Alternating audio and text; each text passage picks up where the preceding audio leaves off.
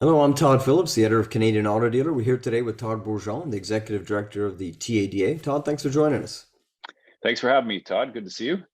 Yeah, likewise. And we're going to talk about ACE today. So it's the largest event that you guys put on, and it's a trade show and a conference. It's happening October 19th and 20th in Niagara Falls. I'm looking forward to being there. But tell us a bit about how things are shaping up this year's event. We're excited. Things are shaping up really well.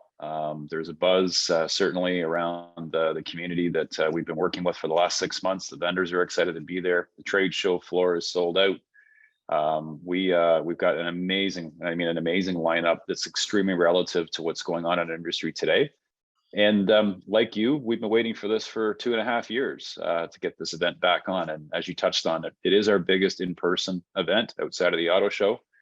It is the biggest trade show for automotive in Canada. So we're pretty proud that we're getting this back up and going. And I think that people would be excited to see each other again. Well, the industry needs something like this. And you mentioned, we were talking earlier just for the interview, just about even the social aspects. And I mean, this year, people are going to be able to get together, they can be able to network. There's, the trade show floor that's always a buzz with things going on, and even a big concert that's also a part of what, a lot of the stuff that happens. Tell us a bit about the celebrity performance as well. Before we get to the content, let's start with Sure. the sizzle before the steak, if you will. Sure, we'll start with the fun stuff. So everyone likes to network. Everyone obviously likes to have a good time. I would say 2 years ago, you and I were sitting here, we would have given a lot to be able to go back into that environment. So the good news, we are. So at Margaritaville on our opening night, we've got Tom Cochrane with Red Rider. That's a huge, iconic Canadian band and artist, as we know. So we'll be putting on a great show that night. And we've got some sports celebrity appearances scheduled for the trade show with Nick Kiprio, Shane Corson, Darcy Tucker, and a couple of other surprises. So, those are the fun parts. But, those are the pieces that keep people smiling when instead of going back to their room at 5 o'clock and having to wait for the next day to start. Well, it's interesting because a lot of suppliers attend as well. They want to meet dealers and interact and connect. And a lot of those conversations do happen at those social events, either on the trade show floor or after hours. I know it's always a lot of fun to network and catch up with people. So now to get to sort of the content too, because the dealers will be going to get updated. It's been a time of tremendous change, not just pandemic, post-pandemic. We have, supply issues that have really been disrupting the industry. The future of the industry seems like we're always saying it's in flux, but really, there's a lot of really fundamental changes. And now you guys are trying to provide some content to dealers to help them navigate their way through. So tell us a bit about, some of the key sessions that dealers can expect at this year's event. Sure, maybe I'll preempt that with some information that we got this week from a study that Carfax published, and I think it's just extremely telling as to why it's so important that these events are getting attended. Prior to the pandemic, things would on average change from a trend perspective between 2 to 3 years. Now those trends are taking place anywhere from 6 to 8 months. So in terms of, why is it important for us to understand, how these are changing, why they're changing? It can't be more important than now. Our lives, as we all know, have changed dramatically in the last couple of years. But on a content side, I mean, I can't tell you, we've got it all.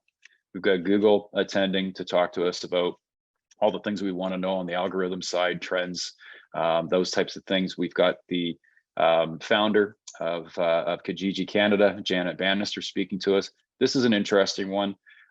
It's not my generation, but there is a huge generation from the 18-year-old to 30-year-old that are all on TikTok.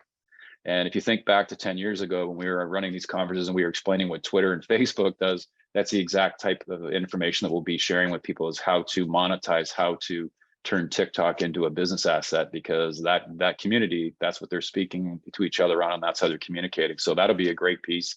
What'll really hit home, a couple of big ones: future of automotive retail panel with some huge players in the industry. Where are we going? What trends are we seeing? What type of new entrants? Those types of things. This is a big one for me: cybersecurity. I get a lot of phone calls from dealers saying to me, "We've been hacked. Don't share this with anybody. We're a little embarrassed. How do we fix this? We've been ransomed." Those calls are coming more and more frequently. And quite frankly, our association was a victim of that twice last year. So we have a cybersecurity expert that is going to come and speak to us about how these things happen, how you can prevent them, which I think is very topical. The war for talent is a huge one.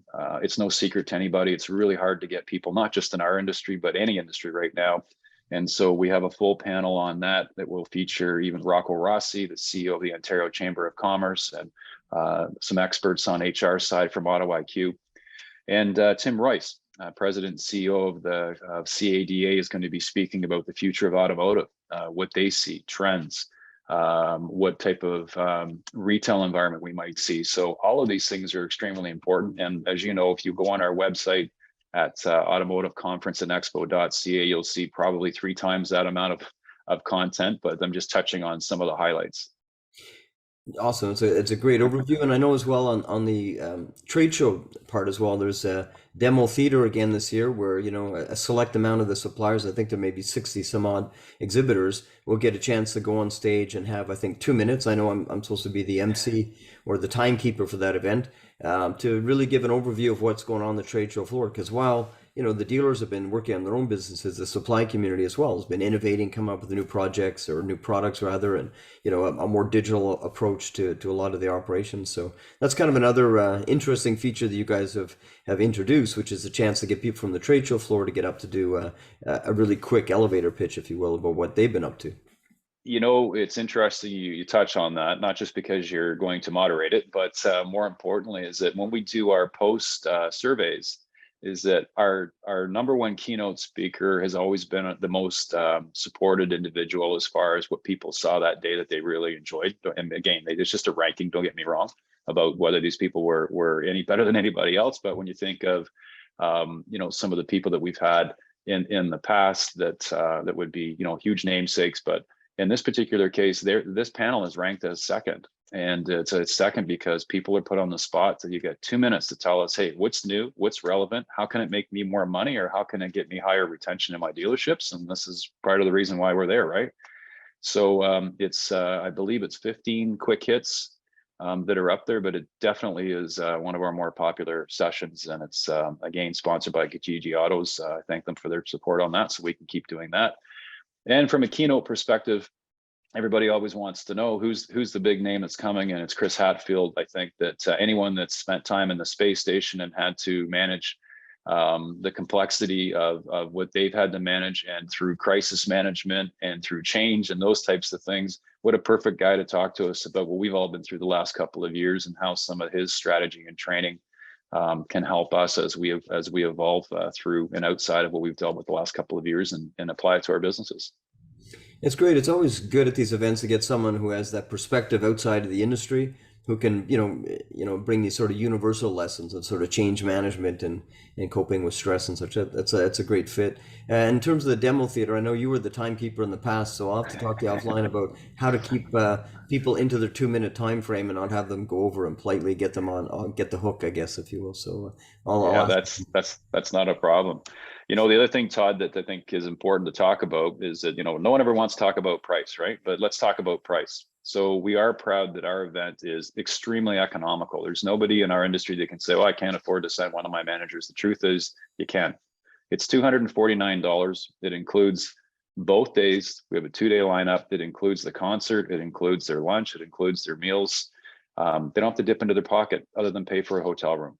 And we've already sold out one of our 2 hotels. So there's definitely a sense of urgency for people not to be disappointed. But I've got one dealer group that typically sends between 30 and 35 of their key staff, because it is attainable.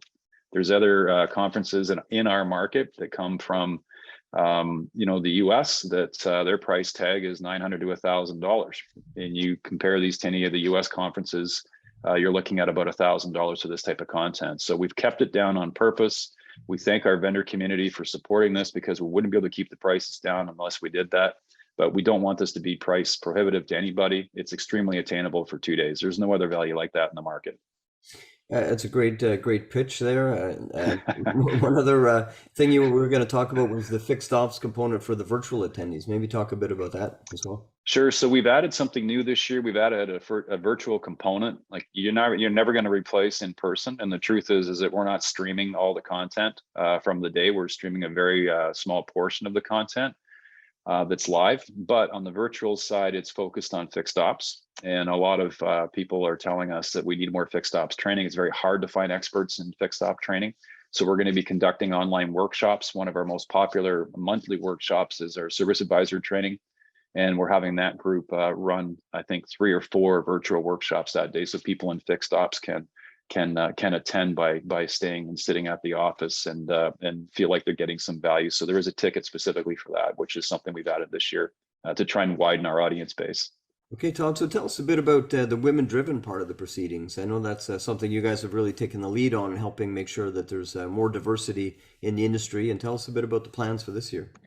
Sure. So Women Driven is a brand, as we all know, we built about 3 years ago now, and the core purpose of it was to certainly talk about diversity and also to bring awareness to opportunities in our industry for women, and highlight some of the incredible women that we do have in our industry at various positions. So we didn't get the opportunity this past February at the auto show because we were locked down again to run that specific event that we would normally do.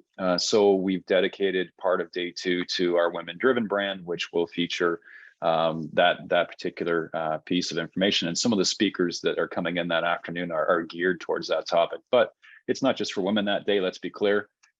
Certainly it's important for all of us to understand the opportunities and the diversity that exists, but we are going to brand that second day with that TADA brand. So we're excited about having that be part of it as well.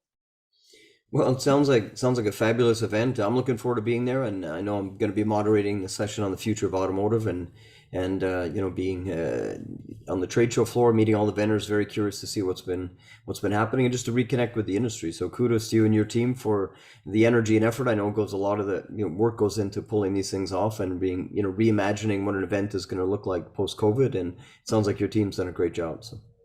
They have done a great job. I'm extremely optimistic about the 2 days that we have lined up with it. As you know, we've done this for a few years now, and I can tell you this will be definitely one of our better events. So it sounds cliche, but I don't want people to be disappointed. We only have so much capacity. There's only so many hotel rooms. Tickets went on sale just over a week ago. So I would encourage people not to think too hard about this. It's something that is not a huge financial investment, and investing 2 days of your life after what we've all really wanted to be doing, and getting to these types of events is something that I would encourage everyone to explore. But thanks for your time. Thanks for giving us this platform. We appreciate it. And we look forward to seeing you in a few weeks. Yeah, we'll see you in Niagara Falls. Sounds good. Thanks for joining us. Signing off.